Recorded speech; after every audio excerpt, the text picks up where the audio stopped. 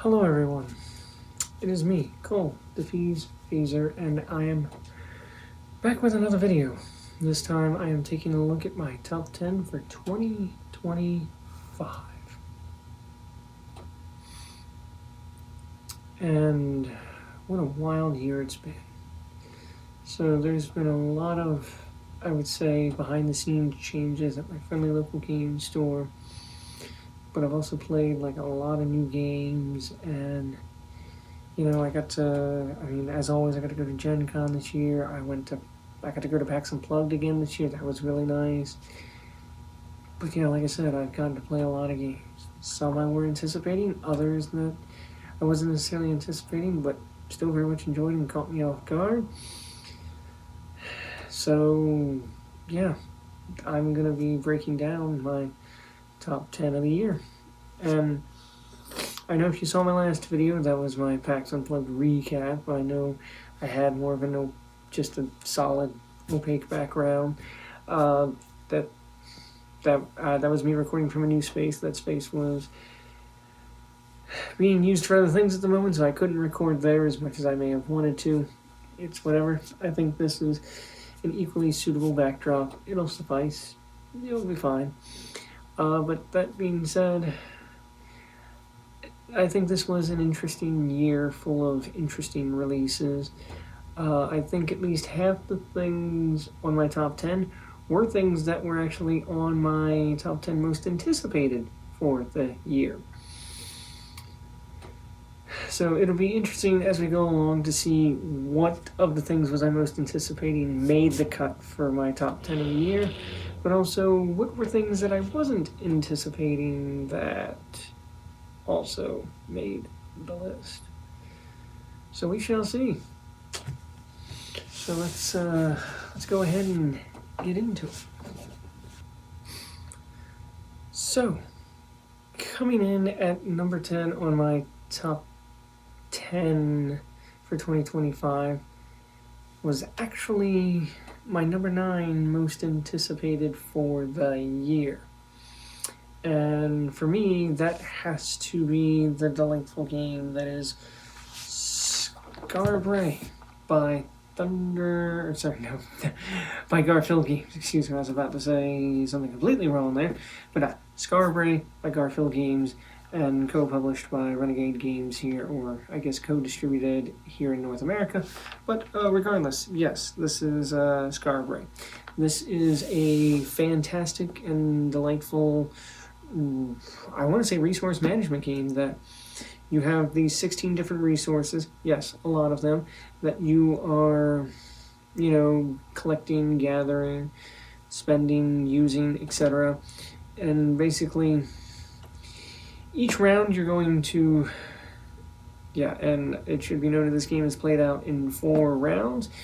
Each round there's going to be some cards laid out in the center of the table in 3 sets, and each turn, as it were, you'll basically take a card from the current set, and then you'll add it to your little tableau area, and then you might get things for that card, and then you have 1 or more workers that you're going to be placing on any one of 10 different actions that you have available to you, and you're either going to use those actions are going to get you resources, let you convert them into other resources, or just outright spend them, etc., etc. But here's the thing.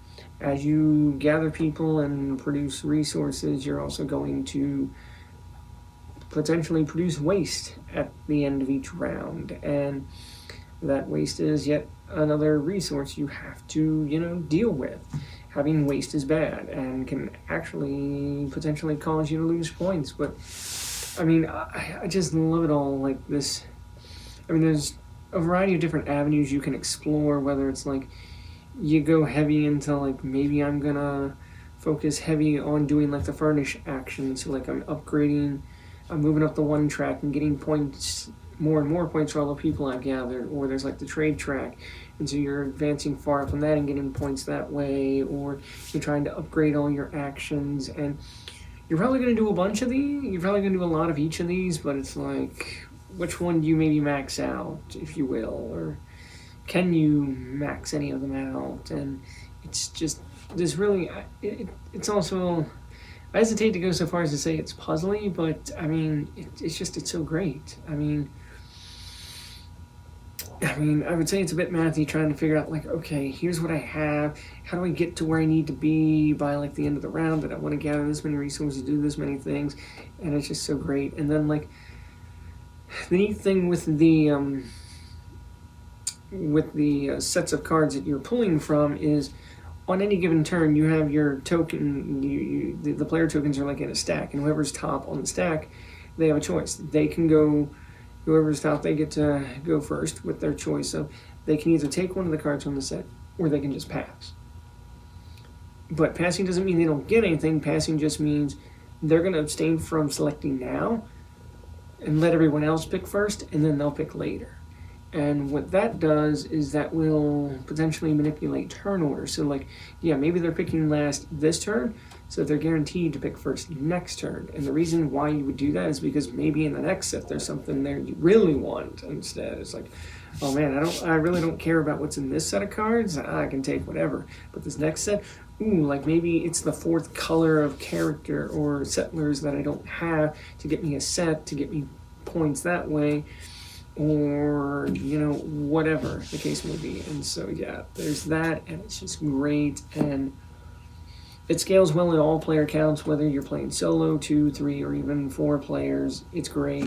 And I like that you have these special, like everyone has 9 standard actions and then 1 special action, and that special action is like everyone gets like 2 or 3 cards, and you can choose one to keep, and then like that's your special thing for the round. And so it kind of gives you like an avenue that you can kind of lean into with the game, and it's like, oh, you could really do that. Like one of them is like innovation, that like it basically gives you an alternate easier way to like upgrade all your things, and so that's pretty crazy. Or maybe there's one that really helped you advance up the furnish and the trade tracks, things like that. Yeah, it's all just really great. And I love some of these small box games that's like a part of their Ancient Anthology line. And yeah, I guess I shouldn't say small box, but compared to like the collector / big boxes that they've done for all their other games that are more Ticket to Ride size, yeah, this game packs a lot of punch for the size of box that it comes in. The only thing I would say is that they partnered with Folded Space, on this one to make a custom colored insert. Highly recommend it, because otherwise having to unbag and rebag all 16 of those resources every game, it makes setup and tear down a little bit tedious, but the insert really helps with that. So yeah, that just has to be my number 10 for top 10 of 2025. That's Scar of Bray by Garphill Games. Moving on then, we're going to be taking a look at my number 9 on my top 10 for 2025. This is my number 9, is a party game that I wasn't sure I was gonna be able to get. It was crowdfunded. And I should be clear, it was a deluxeified version of this game that was crowdfunded. I knew at the time that it was being crowdfunded I would want it, but I also knew that it's like, well, we don't need to back the crowdfunding campaign, because we as a store my friendly local game store could back it as a retailer and get it that way, and then I'd be able to get it through my friendly local game store and support them and get the thing that I want all at the same time. But I wasn't sure if it would come to fruition. There's a lot of like behind the scenes stuff that took place in the beginning of the year and such, so I wasn't sure if we'd actually get it in and all of that, and I wasn't even sure if I would truly like the game as much as I thought I would like the game, if you will. It was like, I don't know, it was one of those things that sometimes party games don't quite measure up the way that I want them to. Like, I'll watch other people play party games, like, I watch like some of the old tabletop episodes with Will Wheaton, some of the party games they play, and I sit there and think like, oh man, they're having a great time, they're having a ball, and I'm loving watching them having a ball. And then it's like, I go and get the game, and then I don't necessarily have that same experience, if you will. Not saying the game's bad or anything, but it's like, this is another one of those, it's like, is it going to live up to my expectations? And this one actually did, and I gotta say the publisher really went all out with this one. It is a beautiful production. I think it's one of the nicest deluxeifications you can have for a game, and I would think, for me, my number 9, something that wasn't on my most anticipated list, has to be the Ready Set Bet High Roller Edition. This is not only this is a fantastic game, but not only that, the production for this is beautiful. AEG did a phenomenal job with the production of this, and yeah, what can I say? I mean, it's dice rolling, and it's John D. Clair, a classic combination there. I love Space Base, but admittedly, the dice rolling in this is wildly different than the dice rolling in Space Base. Excuse me, but. And this is a phenomenal party game, and the fact that you've got a lot of the stalwarts in the industry, like Tom Bassel, saying it's one of the best party games ever, if not the best party game ever. But the fact that all the greats are saying how it's fantastic. Yeah, they're not wrong in this case. That's not just hyperbole or paid statements or anything like that. Not that I think that's even a thing, anyways. But no. This is a game all about horse racing and betting on those horses, and it's just a phenomenal time. The production on this is beautiful. You got these giant neoprene mats that would probably take up as much space as this table does. But then you've also got these beautiful poker chips that you're using to bet with and keep track of your money and all of that. But then it's just great. You got these 2 dice, you're rolling those dice, and as you're rolling those dice, horses are going to be moving down a track, and it's weighted in such a way that if you roll the same number 2 turns in a row, then the corresponding horse gets bonus movements, except for the 7, just because that's the most likely number you're going to roll.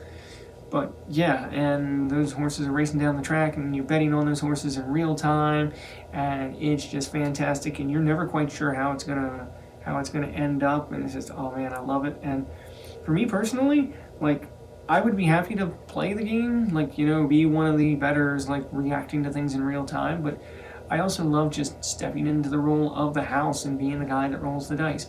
Yes, I know there is an app that you can download, and you can run that app, and it'll do the horse racing for you. It'll roll the dice and move the horses for you, and I'm like, no. Just no. I very much prefer to be the guy that's standing there at the end of the table, and I'm rolling the dice, and when I do it, I pour a ton of enthusiasm and energy into it, and everyone says I do a great job with it every time. I don't think I've ever had anyone say to me oh, you did, your hosting was your hosting was terrible. Your role as the house was bad. I'm gonna be brutally honest. I had somebody go to a sponsored event for this, and the person running that, or whoever the sponsor picked out to run the event, to be the shot caller, the one rolling the dice and all of that, they did it. But a friend of mine was at this sponsored event. I think it may have been at Gen Con or otherwise, and my friend basically told me, it's yeah, I way prefer when you do it. You are so much more energetic and enthusiastic about it. This person, yeah. Again, I wasn't there, so I don't know all the details, but I took it as a huge compliment that they were hey, you do a great job with this. But yeah. And very recently even, I took this with me to Thanksgiving, and I showed it to my family, and they also had a great time with it. And they're not normally gamers in any regard. They can barely get beyond playing with a deck of cards or Uno or whatever, but this, they loved this so much that they're hey, can you bring it back for Christmas? And I'm okay. And yeah, like I said, just everything that AEG has done with this, it's great. I'm so glad I own this. It's probably one of my all-time favorite party games, if I ever had a list of all-time favorite party games. And yeah, I'm always happy to be the house and roll the dice and impart my energy and enthusiasm into it. And I don't think I'll ever see this one leaving my collection. It is just that good, and I'm so glad I was able to get this. And I even had the opportunity earlier this year to try the regular edition, and I did, and it was fine. But I was like, oh man, the experience was like, I mean, yeah. Given the choice, I'm always going to preference the High Roller Edition, 1000%. But I think I've said enough about this one. That is my number 9. That is Ready Set Bet the High Roller Edition by AEG.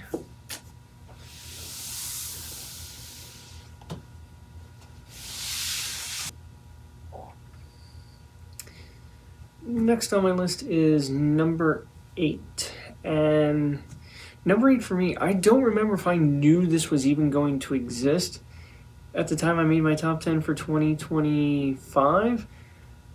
But once I knew that this was going to exist, yeah, I was very much anticipating it.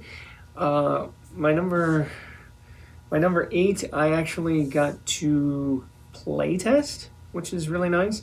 I wish I could have done more playtesting with it, mind you, just because I enjoyed the experience so much. But regardless, when I heard about this, I was like, oh, that's really interesting. This was a game that was, at that time, out of print, but also what they were playtesting, what they were working on was going to be a second edition of the game that was out of print. And it was going to be all new artwork, refined gameplay, all that fun jazz. And here's the thing. The first edition of this game had phenomenal artwork, like to a point that some people would put it in their top 10 games with best artwork, if you will. And yeah, it was just an unfortunate situation. I don't even know all the details, so I'm not going to speak too much about it. But the first edition, with the artwork that it had, couldn't exist anymore. Simply put, for one reason or another, that edition just couldn't exist anymore. And so the publisher basically had a choice that it's like they either just don't publish the game anymore, which would be a shame because it's a really good game, or they would have to just make new artwork. And so they made new artwork, and I was like, well, if we're going to take the time to do that, might as well refine the gameplay. And so they did that too. And so my number 8 for 2025 has to be Parks 2nd Edition. I specifically have the fancy deluxeified Summit Edition, as you see here, but yeah. What can I say? I love Parks. I would say Parks might even be like a top 20 game for me, like of all time even. Not quite my top 10. It's good. I don't know if I'd put it quite on that high of a pedestal, but yes, it is very good. And yeah, the things that I love about this, yeah, it's got all new artwork, and I actually don't mind it. I think the new artwork is fantastic. I know some people are like very divided on that fact. Some people are like me, they either really love the artwork, or there's some that are like, oh no, it's terrible. I much prefer the original artwork. Why would you do this, that, and the other? And yeah, again, like I said, the publisher had a choice to make, and I think they did the best they could with a bad hand of sorts, and yeah. But, I mean, the things that they did with this, so, like, they've updated the trail mechanism, if you will. So, like, you no longer have just tiles that you're randomly shuffling, in a sense. I mean, you still kind of do, but, like, some things are fixed now. So, like, that Parks action, or that tile that had the Parks action on it, is always going to be out there now. It's in a fixed spot. It's going to be out there every round. But then as for all the rest, you've got, like, a bag full of, like, different ones you're going to pull out, but you're always pulling them out. It's not like you're adding more or whatever. It's the same amount every time. Instead of 4 rounds, it's now just 3 rounds, and it still very much works. They've rebalanced a lot of the gear. They took out some of the problematic ones. They've also updated the Parks action. So now that when you're visiting parks, you can visit as many parks as you can afford to visit. It's not just one and done. And that was one of the big problems with the first edition of this game. That is like if you got that one gear card, the Park Pass, and it's like, oh, look, you can visit 2 parks in a single action. It's like, okay, that's just a win more card, and if you get that, you can just steamroll your opponent. Yeah, it's not fun for the other person. It's fun for you. Like, look at all those I did, and like, I set some pretty high scores using that card. It was pretty bad, but it's like, yeah, as good as I felt, I have to imagine my opponent didn't feel that great, and so it's like, but they fixed that in this, and I love that. And I love the iconography in this is great, and I mean they changed everything. They didn't want to leave anything to chance, so like everything is different. The icons for the mountains and the trees and everything is different. I don't think they've reused a single bit of art from the 2 editions, or from the first edition, I should say. And yeah, I love what they've done with this, and the deluxe edition is nice. It comes with the neoprene mat in the box. It's not a thing you have to get separately, and it's got some nice like ripstop nylon bags or whatever that can hold some of the things you need to randomize, set up, and all of that. Yeah, it's just... Oh, and they took the Nightfall expansion with the idea of the camp, the tent tokens or whatever. Yeah, they baked that in here, so that's no longer separate. I've written a review about this already. I mean, yeah, what can I say? I don't necessarily get the feeling of the wildlife expansion being in here, but maybe that just is them leaving the door open to do more with this edition down the road. I don't know. It does make me wonder if we'll see a new edition of the lighter, friendlier version, Trails, as it were. I'm sure we will at some point, but yeah, I don't know about right now. But yeah, and they've even gone out of the way. They did like some alt art cards for some of the parks. We did like foil variants, which is also very nice. I think I've got everything they've put out for this so far, but yeah, I love it. I can't say enough about it. Keymaster Games just knocked it out of the park with this one, and yeah, this has got to be my number 8. This is Parks 2nd edition.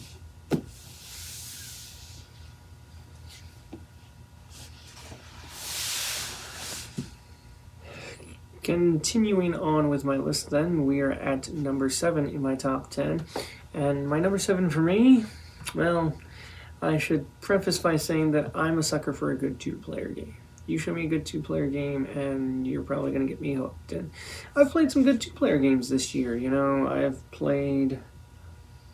let's see if I can cover ones that didn't make the list. I mean, I've played Bombastic is pretty good. That's a very new one. Came out at PAX Unplugged a month ago. Iliad also came out at that same time. I got to play that. I think that one was like right on the line of making my top 10 for this year. But yeah, it was so new and I haven't had a chance to really dive into it to really settle in on, is this really that good, or am I just drawn into the newness of it all, if you will. I mean, I've also played Toy Battle. That one's pretty solid, you know. It feels very much like Clash of Clans, the board game, or Clash Royale, I should say. Yeah, so that one was also a lot of fun, but I think this one, that's my number 7, just is like a step above all of those. And I almost want to say that this feels like a Reiner Knizia game. It's not. It's distinctly not a Reiner Knizia game, but like I feel like it may have drawn some good inspiration from a lot of his designs, I think. But I mean, this one, my number 7, it's a lane battler, so let that be that bit of it. My number 7 didn't make my most anticipated of the year because I actually wasn't anticipating it. This was announced and released this year before I ever recorded my top 10 videos. So, I mean, I guess I would say after I recorded my top 10 video, it was announced and released after I said this. So it was like, I couldn't anticipate that which I did not know. But, yeah. This game was also part of a series of games that was released at Gen Con by this publisher. So, yeah, I mean, I think they were definitely announced before that, and there were other ways you could get them. You didn't have to be a Gen Con to get it, but, yeah, anyways, enough bluster. I think I don't think I know. My number 7 for top 10 of 2025 has to be Pillars of Fate by Ivy Studio. Again, like I said, I'm a sucker for a good 2-player game, and this is that in a box. And I mean, like, this is like potentially like even smaller than Lost Cities, and Lost Cities is like an all-time classic, and I love Lost Cities. But this is just so great. I mean, what they were able to do with this is just like, I mean, it's borderline Chef's Kiss. It's like that good. And so basically, you've got the 3 lanes, and so it's like Okay, so like there's 3 ages, and in each age you've got 3 lanes, and you've got a deck of cards as well as a couple of divine cards, which I can get into. But basically, you're going to be playing 3 cards in each lane, unless one of the lanes has a modifier. But yeah, you're playing 3 cards, and you can play a card face down in each lane. So it's like it's a great way to really get inside your opponent's head. That it's like, okay, I played this card face up, but then I'm going to play the second card face down. So you don't know what I'm trying to do over here. Am I trying to win this lane? Am I trying to tank this lane? Like, what am I trying to do here? And that's the great thing. Like, every card has 2 properties to it. It's got a strength and it's got a suit.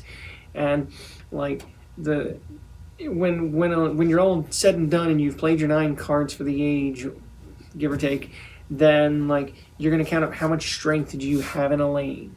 That's going to determine whether you win or not.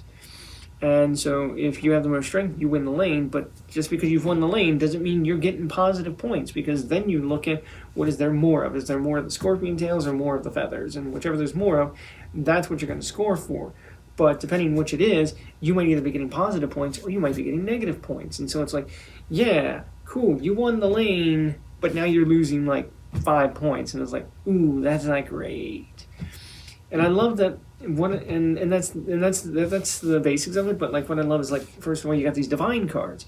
It's like at the beginning of the game, you're each going to draw 3, and then you're going to choose one to keep and pass the other 2 to your neighbor. So it's like, okay, I've given two to my I say neighbor, but I should say opponent. I've given 2 to my opponent. I know what I've given them. Can I remember what I've given them? Probably not, but I know what I've given them, so I can, in some level, know what to expect. Like, okay, they have this, and maybe they're going to play this one, so I should think, okay, if they're going to play the divine card, that's probably what they're going to play, and that's what they're going to do. And so do I let them do whatever that's going to let them do, or do I try and fight whatever that's going to let them do? And yeah, it's crazy. And of course, like I said, being able to play cards face down is even crazier, because like maybe they start the lane with a face down card, so it's like you have no read on what they're trying to do. It's like, what? Like, and then like you're waiting for them just to play a second card to have like any idea, but like they're constantly playing in the other lanes. It's like, come on, I'm running out of options myself. Like, and it's just so good. And what I love is that like you can win a bunch of points in one age and then just get slaughtered in the next age and like lose a bunch of points. And so it's like, I think it borders on swingy, but like it's good. Like, I think it's good in the way that it plays out. Like, it's not like swingy bad, it's like swingy good. That it's like, just because like your opponent, and that's the thing, like looking at it from the other side of things, like just because your opponent dominated in one age and got like 10 points and is now suddenly like crushing it, and you lost like maybe 2 and now you're not doing so hot, doesn't mean anything. Because I mean, it doesn't mean as much as you think it would mean, because then like in the very next age the roles can reverse, that they can lose a bunch of points, and even if you don't necessarily gain a bunch yourself, the fact that they've lost a bunch brings them back down to your level, and it's just so good. And it's quick too. I mean, as long as you're like active and paying attention. I would say being here in a shop like I am, sometimes distractions with customers and things like that can make this drag on a little longer, and can be hard to really focus. That it's like, okay, now wait a minute, what did they put there, and what am I trying to do? You know, so there is some of that, but that's not a fault of the game by any means. That's just a fault of me. But regardless, I love the game, and yeah, it's great. And this has easily been one of my favorite 2-player games of the year. I don't know if it would quite crack my top 10 for 2-player games. It probably would, but of all time, that is. But yeah, this is definitely a really good 2-player game. I highly recommend. It is like the little brother to Scales of Fate, excuse me. I remember seeing the campaign for it, and at the time that campaign was live, I really wasn't in like the best position or necessarily willing to drop that much to get it, but it looked incredibly beautiful. Perhaps sometime in the future, maybe if I can get a demo or something along those lines for that game, maybe I'll try that out, and maybe I would be more interested in picking it up at that time. But yeah, right now I'm just going to keep enjoying this because this is fantastic. This is Pillars of Fate by Ivy Studio. That's my number 7.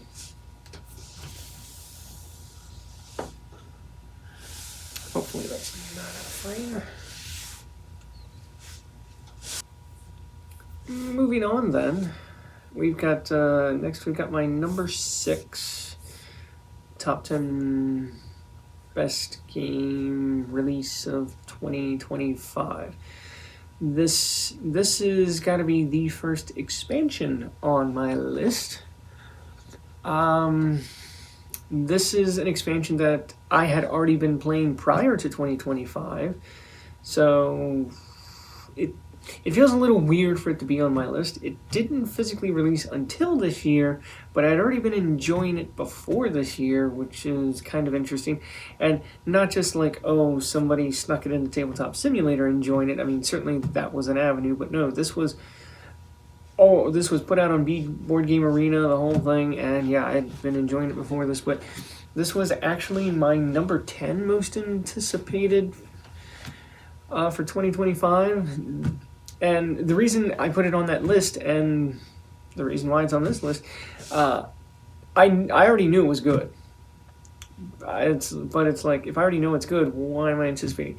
I was anticipating the physical release of this expansion because I have a friend group, and we just absolutely love it and will happily play this game at any time.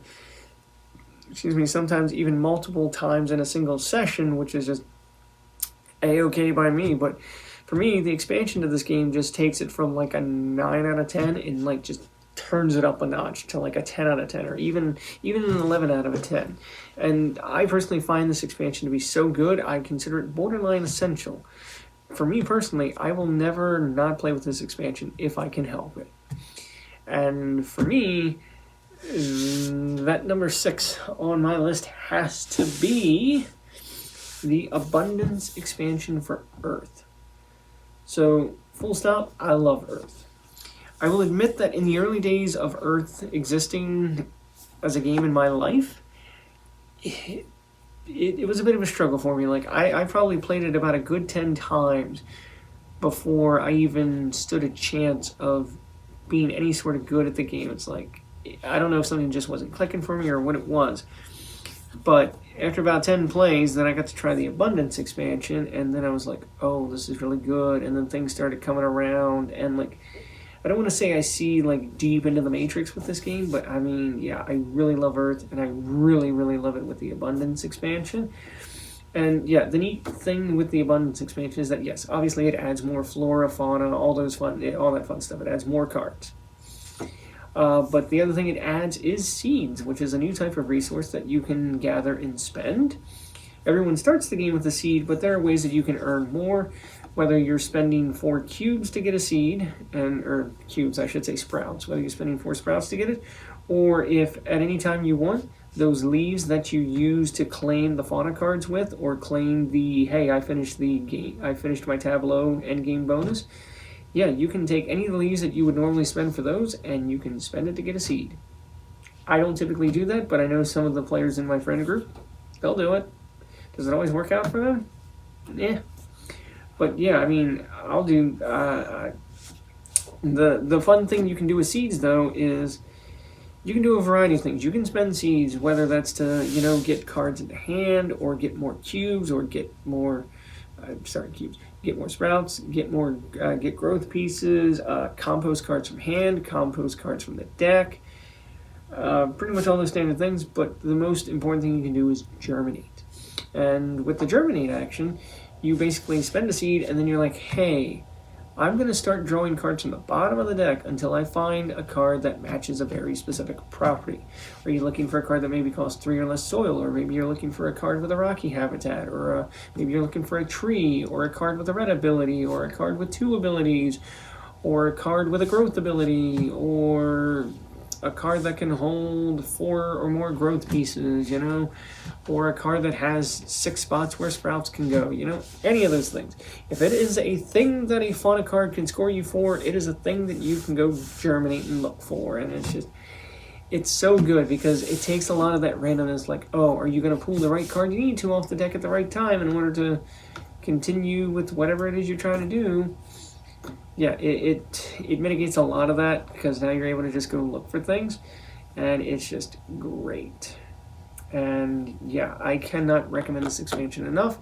If you like Earth and for some reason haven't tried the Abundance expansion yet, you are missing out. I don't know what you're waiting for, unless you got into Earth late in the game and you just decided to hop in and get all of this through the Animal Kingdom expansion. fine. If you're one of those people, I'll give you the benefit of the doubt. But otherwise, yeah, what are you waiting for? This has got to be my number 6. This is the Earth Abundance expansion by Inside Up Games, and that's my number 6 for 2025. All right, continuing on now, we are in the top half, the 5 through 1 of my top 10 of 2025. This is something that, had I known about it when I recorded my top 10 most anticipated, would have 100% been on that list. But this wasn't announced and released until after that time, which is pretty great. Yeah. It's definitely been an interesting one for me. This my number 5 is, it's a sequel, but also an expansion for a game that was on my top 10 of 2024. And yeah, I would say this is a delightful worker placement game, all about making cheeses with a nice circular board and a nice mat to go underneath that doubles as a Lazy Susan, and it's this whole thing. And if I haven't spoiled it for you at this point, I think I can just jump right into it and say that my number 5 has to be Formaggio by Road to Infamy Games. This is the expandalone to Formage from last year. That was French for cheese, all about making cheese, and this is Italian for cheese, all about making cheese. And yeah, I loved Fromage. I love Formaggio. My friends especially love it. Like, I remember when I introduced Fromage to my friend group. Like, we loved it. We played it a lot. Probably one of my most played games of last year. That was a new release and what have you. And yeah, this is equally fantastic. They love this. And my friend was very clear. It's like, oh hey, can our friendly local game store get this in? And I was like, we will do what we can. It's been a bit of a process, but we have put the order in. It is going to be coming soon. But yeah. I think this is a testament to how good this game is that when I get a game and I love it, but then my friends play it and they also love it, and even though we play games a ton and I could just pull this out at any time, they love it so much, it's like, I don't care about that, I want my own copy.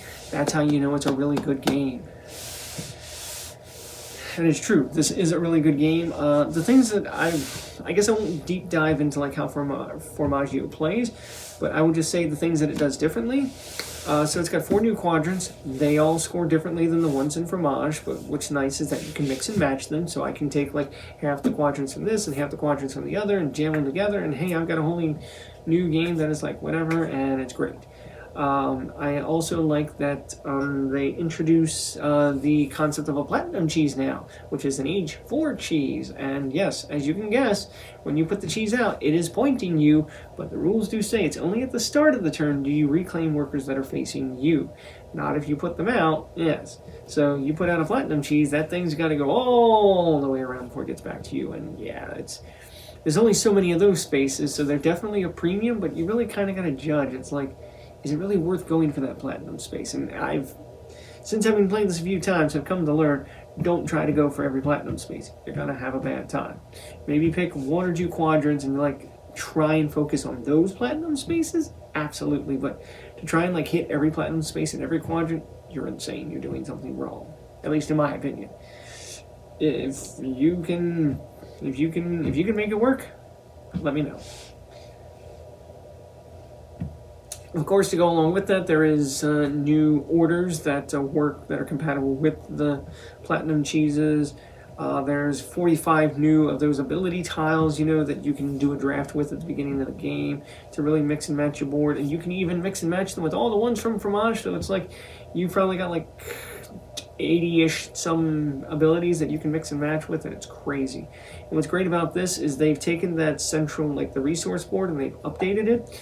So they've now attached a season to each of the resources, And so now there are things that are like reference like the seasons. That is like, oh, if you're in the winter season, or like if you're in the summer quadrant or whatever, then it's like, hey, you can get a bonus or you can do a thing or whatever, and it's great. And yeah, I like that. And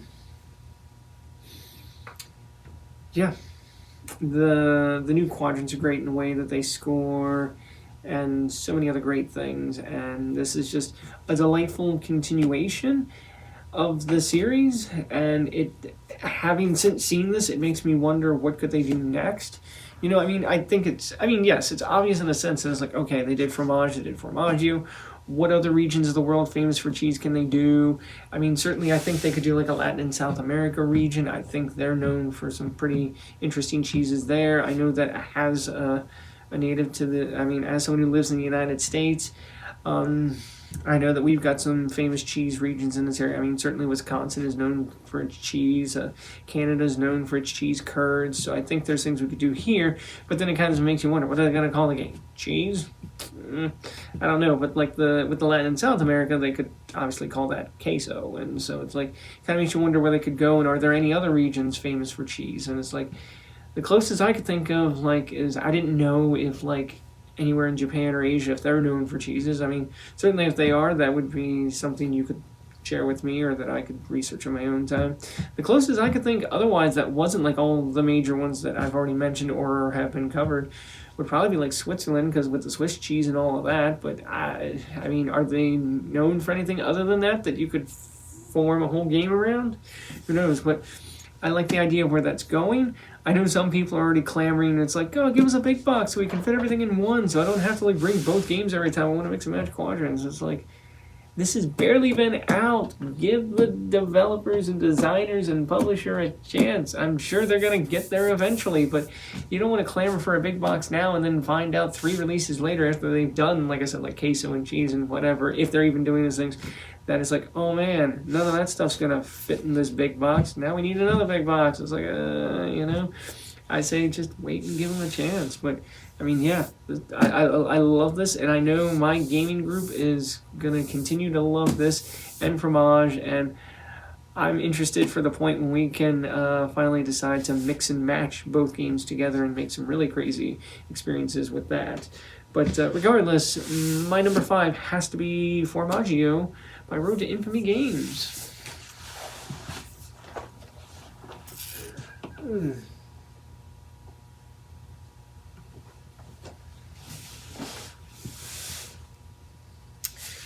Pardon me, I realize this is not in frame, so let's just bring it a little bit closer here and get this into frame. Hopefully that works. I think I might have limited frame space here. We'll see. I can make it work. But anyways, we are moving on to my number 4. This is the next expansion on... This is yet another expansion on my list, I would say. This was my number 6, or a part of my number 6 most anticipated for 2025. This was one of 3, maybe 3.5, depending on how you want to look at it, expansions that were all released at the same time. They were all for games in a series that I very much enjoy, all from a publisher that I very much adore, that I would probably put down as one of my top 3 publishers of all time. I mean, everything they put out is just great, and this is no exception to that rule. I think, if I haven't made myself clear so far, my number 4 most anticipated for try that again. My number 4 top 10 for 2025 has to be the expansions for the South Tigris games by Garphill Games. Now, if I was to cheat a little, I would have put all 3 on this list, as well as the Moon Saga, but if I have to pick just one, I am going to pick the Era of Experts. I very much appreciate what this does to the game. I really like Inventors, although recent plays of Scholars really have me on the fence now, because I've gotten more exposure with that and seen what's possible with that. And I feel like with Scholars and the South Tigris, I've had some really good games of that. Like just the other just the other day I played back-to-back games of Scholars, and they were just really good. Like the first game ended in a tie, and we had to go to tiebreaker, and I won on the first tiebreaker, and I was like, oh man, that was really close. And then we played it again, and it was not so close the second time. My opponent didn't do nearly as well. And of course I had the joke, it's like, without the expansion, like my opponent was like undefeated. And then I toss in the expansion, and suddenly they're getting defeated 2 games in a row. And it's like, ooh, is that just we haven't played it in a while and there's lack of experience, or does the expansion really mess with his head? And admittedly, at the same time, the second game that we were playing, like, I thought for sure he was going to win, but because he was tucking a lot of cards. But it turns out, yeah, that's great. Well, it wasn't quite the bluster that I thought it was. But that's all that. What I love about Era of Experts, though, is the variable player powers that it adds. So now suddenly you have like all these interesting and fun things that you can do. That is like one of the characters says that, like, hey, you get this like a little double tile that like it basically counts as 2 dice, and they're both 6s, and they're any color you need them to be. And so it's like it's super versatile. That like you can pretty much place it anywhere, and it's great. And like when you get it back every round, it comes back to your ready area, not like you're exhausted. So it's like you have it every round, and it's like, oh man, it's really good. And so along with that, what I like is that you're playing the short game now. Like, I always enjoyed the long game personally. I just felt like I was able to accomplish more because of it. But yeah, with the short game, with the expansion, you're playing the short game, but you have the variable player powers that, yeah, it kind of makes up for it. And yeah, that's just, it's really good. And I mean, of course, you've got a variety of other things, like you've got some new cards and all that fun stuff. But the main draw with this, and that's why the box is so small, is it is just those characters. And yeah, I personally love all of them. I even love all the things that Wayfarers of the South Tigris is doing. And yeah, the expansion for that one, the Tides of Trade, is really good. Like I said, the Body of Books is really good. But this is Era of Experts. And yeah, I don't know. I kind of go back and forth, but I think at the moment, yeah, Adventures is probably still my #1 of the South Tigris games. And so yeah, I would have to give huge nods to the Era of Experts expansion for that. But I mean, they're all good. And I would say if you like the South Tigris games but don't have any of their expansions yet, pick them up. The unfortunate thing is that they're not coming to retail, and there's reasons for that I could get into, but that would be a whole separate video.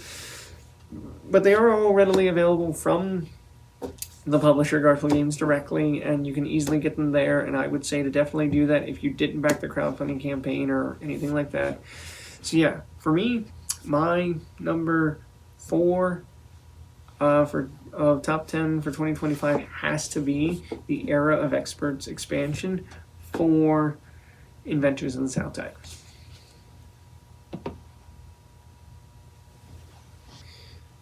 Next on my list is number 3. This is my...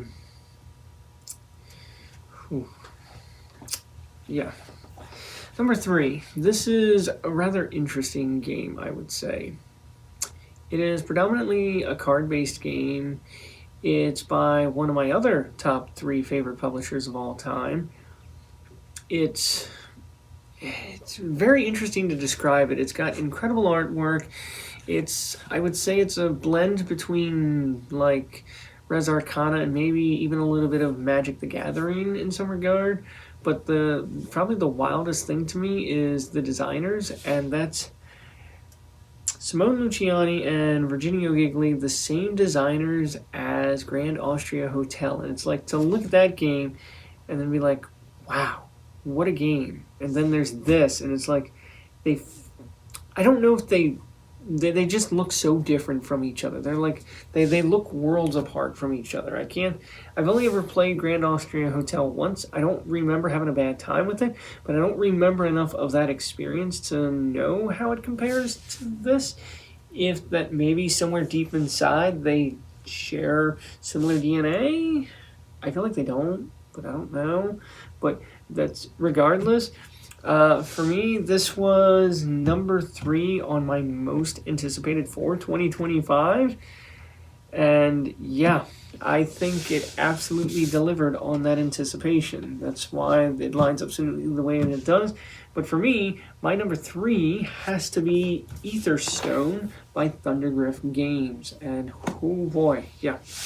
Like I said, I would be underselling it to say that the artwork in this game is gorgeous. It is so good. Paulo Voto did a phenomenal job with this. I don't have the time, but I otherwise would love to just pull out some of the cards and just kind of go through them. I think I did an unboxing of this or something to that regard, but yeah, I mean, it's just so great. And like I said, it's got a bit of that Res Arcana in the sense that at the start of the game, like you're gonna be dealt 2 leaders, and you'll ultimately choose one to keep, but you're also gonna be dealt 7 cards, entity cards as they're known, and you'll draft those. And so, yeah. You'll end up with 7 cards, and that'll be your quote-unquote hand. You don't have a deck or anything, you just have these 7 cards in your hand at all times that you can do things with, and it's like, I think that's where the real meat of the game is. Yeah, they do have like a section in the rules where it's like, hey, here's these pre-made hands you can use for first-time play, but we recommend you get through that first play as quickly as you can, because the real fun of the game comes from the draft. And it's like, yeah, I can see that. It's great. It's fantastic. It's fun. But like, so you have these cards, and it's like you also have some dice, and it's like, why wouldn't you, you know? And it's great. So like on your turn, you can take a die, and that'll get you some ether stones, and then you can, or runes or whatever, and you can use those to pay for the cost to put the cards out. And what's fun about that is you start putting cards out. Now when you start taking dice, it might activate abilities on the cards that you put out, and so then you get these crazy combos, and it's like, oh, I'll take this, and it gets me that, and then it can also get me that, and then it's a whole thing, and then suddenly you're trying to figure out, well, wait a minute, how do I get points? And that's the thing, like putting out cards gets you points, but also putting out cards, you've got 3 types, like followers and rituals and technologies, and like the followers let you attack, and so if you get enough followers or enough cards with enough strength, then you can attack one of the threats that's out there. It's like it's a shared pool of threats that you can all, as players, competitively deal with. And so it's like, oh man, maybe you attack that threat, and then that also gets you points and other things and what have you, and it's great. And then there are just abilities that can pop off, and you're getting points that way. And so like, it's ultimately going to be whoever has the most points wins, but the game can end in like 1 of 3 ways. That like somebody plays all their cards, or like you exhaust the threat deck, or you exhaust the pool of points or whatever that's available at the start, you know? Any one of those. And yeah, I would say this is a kind of game much like Res Arcana, and even It's a Wonderful World in some regard. I feel like I'm not as good at the game as I would like to be, and I'm not exactly sure what I'm missing. There have been a few times where I've had like some pretty crazy combos that have worked, but then I played with my friends and I watched them build crazy combos, and it's like, oh man, it's like, where do they come up with this? It's like, how are they, what are they seeing that I'm not? And it's crazy, and it's good, and I love it, and I'm very much intrigued for the future of this game, because that's a lot of that promise is kind of what sold me on the game initially. But having played this already, I'm like, this is a fantastic core set, but I'm curious where the rest of this goes, because during the crowdfunding, they came up with this whole idea of the council, that it's like everyone that backs it that wants it can get a council card, and that will later grant you a seat on this council, that, hey, when they have new ideas for the game, and whether that's just like a small like booster pack of cards or like a fully fleshed out expansion, if they have like tough decisions they need to work out, we as council members can vote on how we want this sorted out. And that's just on the mechanical side of things. In terms of lore, the idea was that it's like, okay, they'll establish a beginning world and setting and all of that. And it's like, how do you want to see it change? Do you want to see like one faction gain more power, or another faction lose some power, or maybe a faction to just be wiped out altogether? Like, you know, who's to say what happens? But as council members, we theoretically will have some sway on that. I know there's been some delays in all of that coming to fruition. The publisher just put out an update insisting that will all be coming to fruition very soon, and I believe them. I'm a relatively patient person, though, so we'll see how that all plays out. It is what it is. But regardless, whether or not that all happens, it doesn't matter. The gameplay for this as is fantastic. I love it. This is the deluxe edition, or whatever the fancy version of the game as they call it. So this might not look fully like the cover that you were expecting, this is just what I have. I do have like a sleeve I can put over that looks like the original cover, but like I don't want it getting all ruined, being dragged around in my bag and all that, so I just kind of leave it off at home, but that's besides the point. For me, my number 3 has to be Aetherstone by Thunder Griffin Games. Let's see, let's just put that right there. Hopefully that's good. I'm covering up things, but yeah, it's fine. It's fine. All right, we are barreling down this list. We are now at number 2. 2 of my top 10 of 2025. This was actually number 4 on my most anticipated for 2025. And again, I've spoken already about two publishers that I think would make my top 3 favorite publishers of all time. And this next game comes from probably the 3rd publisher that would round out that list. This is a remastering or a second edition, if you will, of a game that came out previously. So, I mean, you could argue it's a slight cheat to put it on this list. I don't think it is, because I think they've done enough to improve the game to a point that it's like, yeah, I consider this like, yeah, it is a second edition. It's worthy of being on its own. And I mean, if you look on BGG, it is listed as a separate release for this year. It's not just like a new version of it, if you will.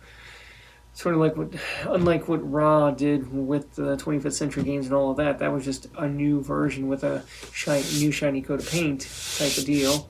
So, like, yeah, there's that. But no, this is a second edition, and it's fantastic with what they've done. Like, I remember when the first edition came out, and like it was crowdfunded, like almost probably a decade ago at this point, and I was like, I remember staring at that campaign, I was like, oh man, I want this. And it was like, I was very new to crowdfunding and how all that would work out. And it was like, I don't know, but I think I remember having somebody back it for me. And then when it came in, I would pay them back. It was a whole thing. But I remember it showed up and I got it. And it's like, wow, this is beautiful. The gameplay is fantastic. I love this. I played it a bunch in the time since getting it. Maybe not as much as I wish I could play it, but that's besides the point. But yeah, for the longest time, it's like, this is already a very beautiful production. How could they make this any prettier? And then they found a way to do it. Like, for as much as I was down and like I had doubts of like how they could make it any better, they found a way to make it better. We got better minis, we got better pieces, we got better all the way around. I mean, the artwork is still very much the same. They didn't need to change that, honestly, because it was already great. It's like, why try to improve on greatness, if you will.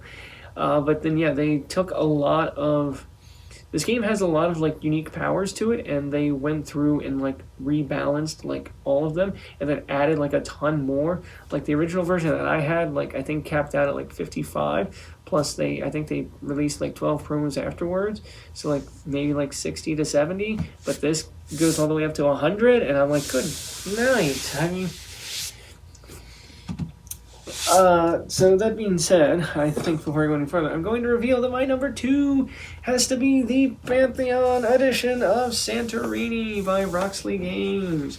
And this is specifically the Pantheon Collector's Edition, which means all the cards got that beautiful synthetic stock that Roxley has become known for. It's got a beautiful Lazy Susan. I mean, there's just so much about this to love and enjoy, and it's like, oh my gosh. And like, I love selling this game to people in the store. Like, they come in and I tell everyone, for me it's an island game. And I know that's weird to say, but like, if I was stuck on an island and I could only bring one game with me or have one game with me, I'd say that this would be the game. And then like, people like to point out, it's like, well, what if you're on the island by yourself? What does that do for you? It's like, yeah, it's not the point. And it's like, well, how do you know the person you're stuck with, if you are stuck with anyone, would even enjoy this game? You're going to subject them to torture for the rest of eternity while you're stuck on this island, and that's what you're bringing with me? Like, it's like, yeah, I get it, but no, this is... I love this. Like I said, I didn't think they could find a way to make it better, but they did. Like, they've taken all the like building blocks and the workers, and they, like, before, the domes were just like flat domes that had like no texture to them. Now they've given them like a little bit of character and texture, and I love that. And like the sculpts for the builders are like even more detailed and great, and like I think they're even a little bigger too. Like, they stepped up, they made them a little bigger, and like, everything about this. And then the Lazy Susan just looks beautiful, and like, I mean, they've done so much with this, and it's great. And then like hundreds, like 100 new. I shouldn't. Let me try this again.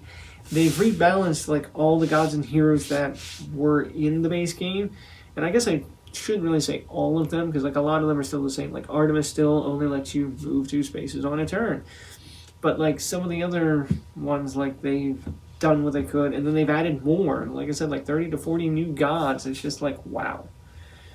And that's the thing I love about this game too. It only takes like 30 seconds to learn, and then like a lifetime to master, and it's so great. And it's just, oh man, I yearn for the day when like I and other people I know are just like so good at this that it's like we could just literally take all 100 of the cards, shuffle them up, and it's like, yep, here's like 2 random or 6 pick 2 kind of a thing, and yeah, just run with it.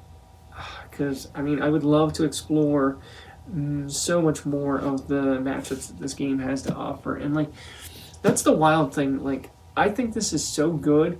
This could even be like a potential like staple like event or like game at like the World Series of Board Gaming. Just like this idea that you could have like these wild and interesting matchups. Like I think this could rival like chess in some ways. Like if you had like high level players and you had like a good team of commentators that really knew their stuff, that they could be like, you know, they could analyze like before the round even starts, they could analyze the matchup. Like, ooh, they're this and they're that. And it's like, ooh, what do you do if you're this player going against that player and vice versa? And just like analyzing like all the potential strategy and like as the early game unfolds, like what could they do?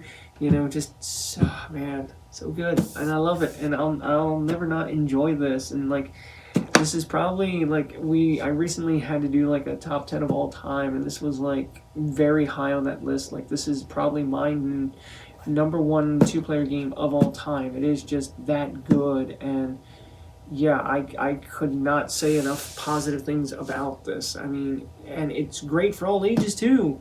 It like I said, like it doesn't matter if you're like 5, 6, 7. Well, okay, maybe that's a little too young, but like, what does it even say on here? Like, yeah, E+. Like, I mean, and that's not wrong. I mean, this is I love this. This has, for me, this is absolutely my number 2. This is the Santorini Pantheon edition by Roxley Games. Just gonna slide that in there. Hopefully that works. And then I've got this over here from. Speaking of, the time has come. We have reached the cream of the crop, the top of the top, the best of the best. My number 1 best release of 2025. And I will say this. So, as I noted with some of the other entrants on my list, like if these entrants were something that made my top 10 or most anticipated for 2025, like I noted that, like Santorini was my number 3, and I noted that, or sorry, not number 3, number 4. Santorini was my number 4 most anticipated for the year. Yeah, excuse me. But yeah, I noted that, and you'll notice, like as I was doing those notations, that I never spoke about my number 1 or my number 2 most anticipated. Quick sidebar about that. The unfortunate thing is that my 2 most anticipated things for 2025 didn't actually get released in 2025, which is a little disappointing to say the least.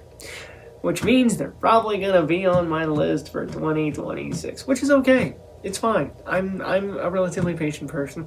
If it means they're going to be as good as my anticipation wants them to be, then I have no problems waiting until 2026 to get these games, and I know they're going to be fantastic. Although that does make it interesting. The fact that I had them as 1 and 2 for 2025, will I put them on 2026's list as 1 and 2 again? Or is there something that I could potentially be anticipating more? That's a fun thought experiment for a future video. At any rate, we should get into my number 1 for this year, which is not either of those things. So what could be my number 1 game of the year? Something that I wasn't anticipating, like, ooh, man, yeah.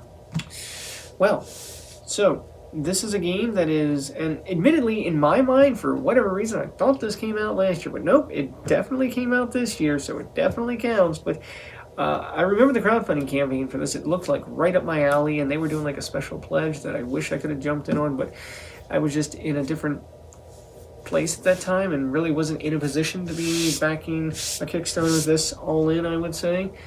But I mean, yeah, I remember, I think it was PAX Unplugged 2023. I was wandering around and I think they were doing demos of it, but like I just, for whatever reason, didn't get a demo for it. Like I think I wanted to, and like I got like the elevator pitch, but I was like, I don't know, didn't stick with me. I don't know why. And then like I don't think I gave it any attention at Gen Con last year. And then I wasn't able to go to PAX Unplugged last year, which is frustrating, but a friend of mine did and got a demo and loved it. And then that same friend went to Gen Con this year with his wife, and they were there wandering around, and she happened to spot it and be like, oh man, this looks really cool. I think we should get this. And it's like, hey, husband, friend of mine, what do you think of this? And he's like, oh man, I demoed it. It is incredible, but it's a very long game, and I don't know if you'd like a really long game. And it's like, no, it looks incredible. I totally want to try this. We should definitely get this. And sure enough, they got it. And then after they got it, like I got to play it with them, and it's like, wow. Like wow. It's a new game by a brand new publisher, a brand new team of designers. It does have an artist that you're familiar with. I mean, it's Ian O'Toole. He's amazing. Like I love all of his stuff. Like I don't think I can name everything he does, but like I love everything he does. I don't think I've played a game with bad artwork by him. I don't know. Maybe I just need to look deeper at what he does. But no. No. Yeah, this really kind of caught me off guard a little. I mean, in a good way, I would say. It's like, it means that I simply wasn't paying enough attention, and I should have been paying more attention. Like, I got to play this, and like, every time I've played it so far, it's been a bit on the longer side, which I don't mind. But the situations in which I get to play games aren't always conducive to longer games like this, so I get that it can be a little frustrating, especially for other people. Like, I just earlier today tried to teach a group, and we didn't even strictly get to finish because it was taking longer. There are many reasons for that. It's not strictly a fault of the game, and yeah. But no, I think I've beaten around the bush enough. I should just go ahead and jump right into it and say that my number one for 2025 has to be Galactic Ruse by Keenson Key Games. And I'm probably gonna butcher this, but bear with me here as I read the back of the box and say who the designers are. This is T.K. King, Colton Thompson, and Dennis Northcott. I hope I didn't butcher that too much, but yeah, and I'm not gonna keep this upright the whole time. I'm just gonna lay this down like this. Yeah, please bear with me. This is the closest thing I see this compared to all the time, and it's not an invalid comparison by any means. This gets compared to a Vital Lacerda game. I'll admit I've never played a Vital Lacerda game. This kind of makes me want to actually try and play a Vital Lacerda game. But I don't know anyone that I know of that owns one, which means I'd probably have to go get it myself, but then I don't know where to begin because all of his games look great. I mean, I don't think I would necessarily be interested in every game that Vital Lacerda's done, but there are definitely some that is like, oh man, I would definitely try that. Like, to me, Inventions, I think it was, like, innovation, like something about the evolution of ideas, excuse me, yeah. Like, that one seemed really interesting to me. The Weather Machine seemed really nifty. I personally don't mind the space theme, so On Mars was really gravitating towards me. Yeah, but no. I have this. This is fantastic. I would play this a lot more if I could. But basically, you're like, the best way to describe it is like you're Virgin Galactic and you're making space cruises. Like you're building ships, you're putting all sorts of fancy things on that ship, and then you're basically doubling as like a travel agency, and you're trying to book guests onto your ship, and then it goes and you launch it into space, and they have a good time, and you get things, and it's great. And yeah, at its core, I would bill it as like a worker placement game, and it's really good. It is a longer game, with most sessions topping out at like 3 to 4 hours, and that's even with everyone knowing what they're doing. But yeah, I've played it at 2 players, and it works well at 2 players. I don't know if I've played it 3 players, but I have. I've played it at 2 and 4, and it definitely works at those player counts. And I have no doubts that it would work at 3. But I mean, yeah, everything about this is just so great. And I mean, there's a lot in this box. Like, after having played it, like, I went back and forth with, like, especially around the holidays here, it's like, oh man, like, I want to treat myself a little, because, like, I was going to PAX Unplugged, and, like, it was lining up with my birthday, and it's like, I want to make, like, I want to get a big game, and it's like, do I get this, or do I get some other things that are on my list, and I did end up ultimately settling on this, and boy, am I glad I did. I mean, again, this goes back to my earlier statement about, like, Fromage and Formaggio, that, like, I showed it to my one friend, and we played it a bunch, and he loves it so much that he wants to get his own copy. And it's like, that's how you know it's a good game, that, like, even though I'm always around and I can always bring my copy with me, he's like, nah, I want my own. I want to be able to play it even if you're not there, which is very rare, and it's a whole thing, and it's like, yeah, I get it. And I felt the same way he felt about that as I do about Galactic Cruise, and it's like, yeah, I can just play it with him whenever, but it's like, I'm not always with them, and I'm with other people, and I want to show it to those other people, but even if I can show it to those other people, like, they may not have the same time commitment that I have, and so it's like, am I really going to get to the table that all that often? I don't know, but I have it, and I love it, and it's great, and yeah, Galactic Cruise. Wow. And I mean, yeah, Ian O'Toole knocked it out of the park, like, everything top to bottom. Like, this is, like, for a first-time publisher, Keystone Key Games, they've nailed this to a T. Like, I couldn't imagine this being any better than it already is. Like, wow. Like, I mean, the iconography is great, the artwork's great, the rule books are great, the player aids are fantastic. Like, the player aids are bigger than some other games' rule books. And I don't say that like it's a bad thing. It's just, they're so well designed, and it's like, I love it, and it's great, and it's, But man, I would definitely say, don't try to play this in a crowded store when you or any of the other players also runs that store and you have to deal with constant interruptions by customers. I'm not saying that it's a bad thing, but yeah, this really can drag the game out. But like, if everyone can just sit down and focus on the game, you're going to have a great time and you're going to love it. And yeah, I think with only one design, it's hard to say that Keystone Key Games is going to become one of my top 3 publishers of all time. That's especially because that is a very high bar to clear. But I mean, yeah, they've definitely got my attention though. I cannot say enough good things about this game, and yeah, it is a heavy game if I haven't made that clear. And if you like heavy games, you're gonna love this. But if you're on the fence about heavy games, this could be tough. I would probably say demo this at that point. But yeah, my thing was, yeah, when I went to PAX Unplugged, it's like, I knew I wanted it, and they had a nice bundle where you got this and the expansion, and I put the expansions in the box, and I got all this, like, I got like some fancy pins, I got the neoprene mat, I got the deluxe, the metal coins and the ads and all of that, and it's great, and I love it, and yeah. I'm actively anticipating the achievements expansion for this coming next year, and spoiler alert, that's probably going to be one of the things on my top 10 most anticipated for 2026. What can I say? But yeah, that's me. That's my number 1 for 2025. That is Galactic Cruise by Keystone Key Games.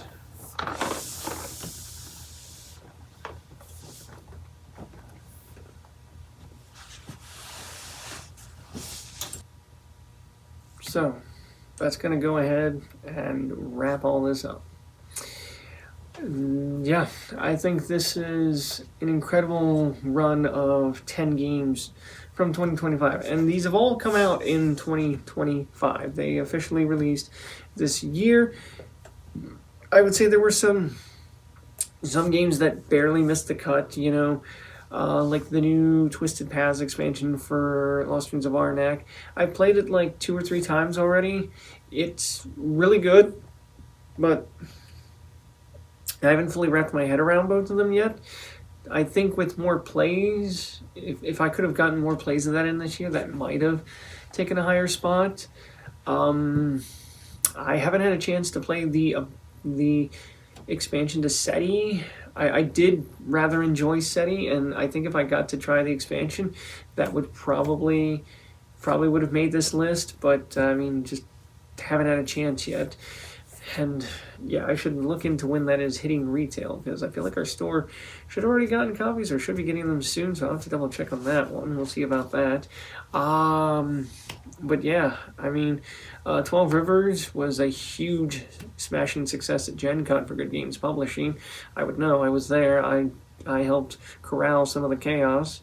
But yeah, I mean, that one was really good, but I mean, yeah, I've play tested that a lot, and yeah, I would say it's definitely top 20 for sure. I don't know if again, it wasn't quite top 10 for me, but definitely top 20. And if you're like a family looking for like a gateway game, like a gateway plus type game, or like your intro to like hobby games, like you played like your Catons and your Ticket to Rides, and now you're looking for something a little more, I feel like this is a good next step as like an avenue to explore. Yeah, that one's really great. I mean, like I said, I've played games like Toy Battle, and I've played like some of Iliad. I mean, other things that I've played. I mean, I got to try Origin Story. That one was pretty nifty, trying to wrap my head around. I mean, if you're wondering, there are other games like I haven't tried Vantage. I'm not opposed to trying. I don't know that it would necessarily be my kind of game, but I'm not opposed to that. I mean, yeah, there's just a lot of games that come out every year, and it's tough to play them all. And even tougher to rank all the ones that you do get to play. But yeah, these were my top 10, and I feel very satisfied with these. I mean, like, yeah, like I think if you told me, like, hey, you have to cut your collection down to just these 10, it'd be tough, but I think at the end of the day, I could maybe survive for a little bit. But then, yeah, I'd probably be like a week later, it's like, nah, give me all the rest back. Like, I want all my other great games that I enjoyed. But yeah, that's whatever. But yeah, I think that's going to do it for this video, though. I mean, yeah, because there's not much more I can say about these. I would love to know what maybe was your top 10. Did any of mine cross over with yours? Yeah. Is there anything that, if you followed me enough, is there anything that you think maybe should have been on my list that wasn't? Did I miss something? And yeah, I mean, of the things that made my list, like, what's your personal favorite?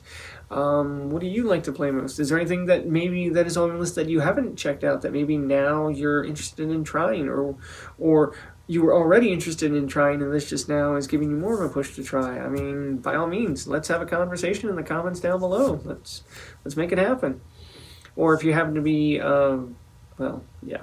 I was going to say if you happen to be seeing this anywhere else, but then, like, there's not really anywhere else you would be seeing this other than YouTube. And I can't imagine you're going to come to this video from my Instagram and then hop back to there, and it's whatever. Yeah. At any rate, this was my top 10